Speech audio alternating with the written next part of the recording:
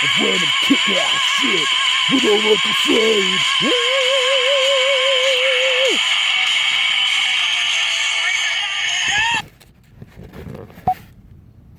Oh man, it's so hard to turn this off.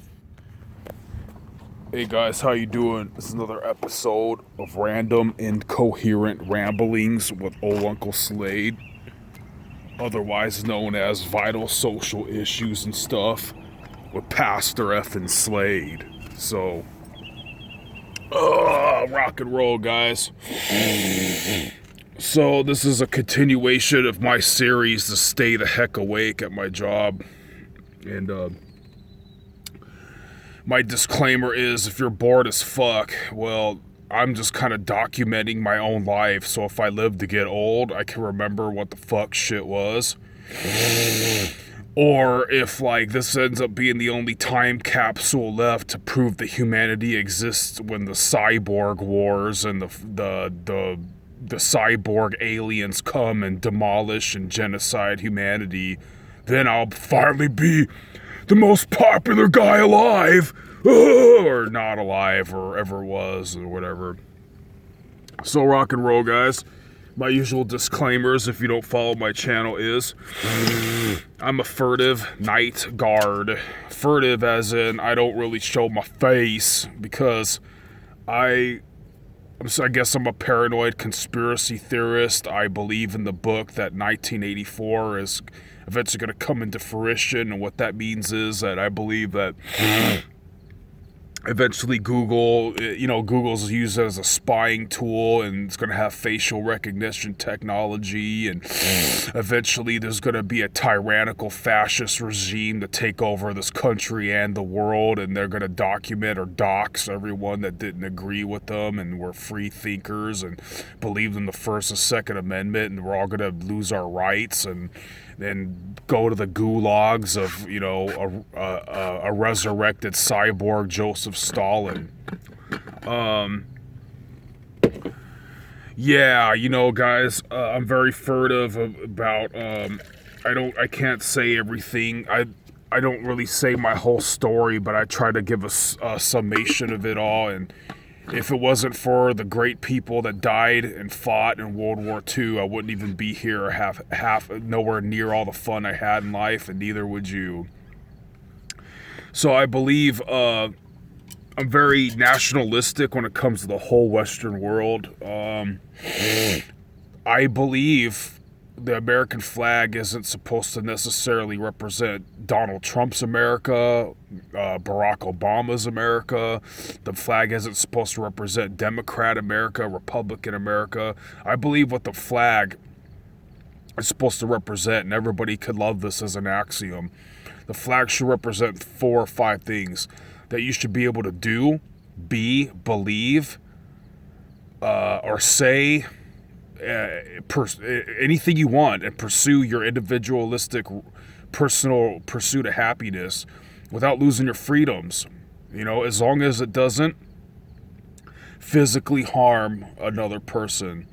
And I believe that free speech is the most important advent to the humankind next to Christ's blood. And if you don't like free speech, I think you're a coward, that you want to shut other people down. Obviously, you believe your plight is invalid. And if someone was talking shit, wouldn't you want to know so you could check them? You know what I'm saying? So I think it's very cowardice to, one, try to cast demonic pagan spells to someone's demise on someone. And I think, two, it's very cowardice to try to shut people down. Diversity of thought should reign supreme in this country. So anyway, guys, in my last episode, I was leaving off at, again, I'm documenting my own life because, and if you've stuck forward this long in the video, thanks, I guess, you rock. Documenting my life because my family never took pictures. We don't even have pictures of my mother. What kind of family doesn't even have pictures of their own mom? So yeah, left off with my early youth. I was talking about how I had an uncle that was a pro wrestler that made it pretty big. technically, my last video, like, I was a pro wrestler. I had 2 matches or something called the Independence. It's not like I was on WWE, blah blah blah blah blah. You know, so wow, I always think someone's creeping up behind me.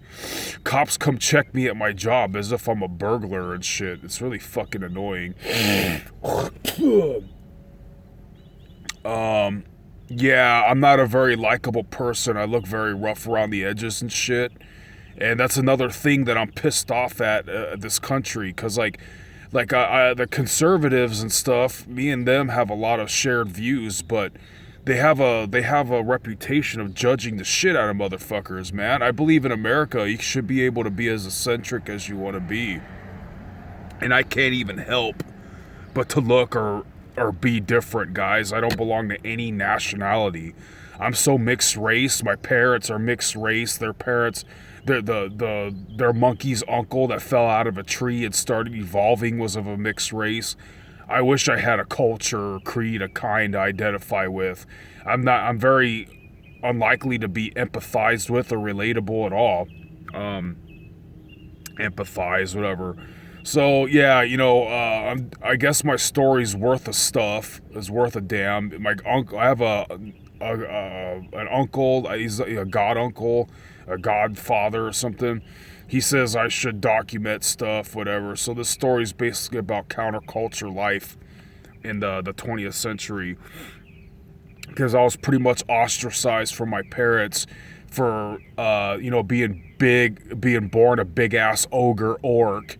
And having a shabby rock and roll image, or I'm not even trying, I'm just trying to be simple, you know what I mean? Like, I lived a very obscure life where I was kind of imposed on by a catch-22 that I end up just always looking disheveled and shabby, man, you know? And not all rockers are like that, the skids are, and I wish I was one of the cool rockers that were like, in a convertible with a hot blonde blasting Van Halen riding on Pacific Coast Highway, but no, I end up being like one of the skids and the squatters, like the gutter puck looking motherfuckers.